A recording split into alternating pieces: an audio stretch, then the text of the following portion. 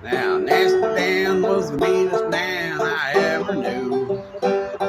He'd stomp and scream and be real mean the whole day through. He'd frown a bunch, he ate nails for lunch, and he'd never laugh.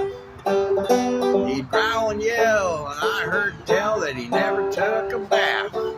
Nasty Dan was a nasty man. Hard to understand that Nasty Dan.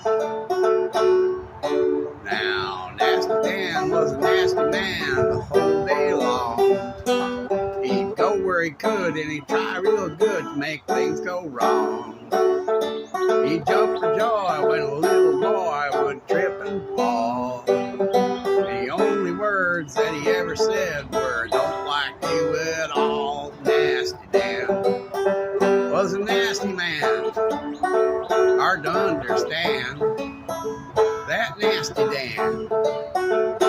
Now, a real interesting thing that I want you to know about is this here, because it's the most important thing. It concerns a girl and things like that. Now, Nasty Pearl was a nasty girl that Dan met somehow.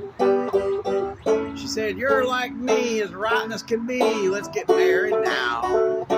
So they went and they did, and they had a nasty kid. And I must confess that Dan pretty much leaves everyone alone now, and he doesn't bother anybody anymore because he just lives in his nasty old house with his nasty old wife and his nasty old kid in nasty happiness.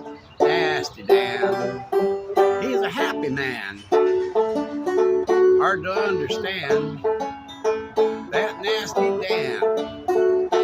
Nasty Dan. He's a happy man.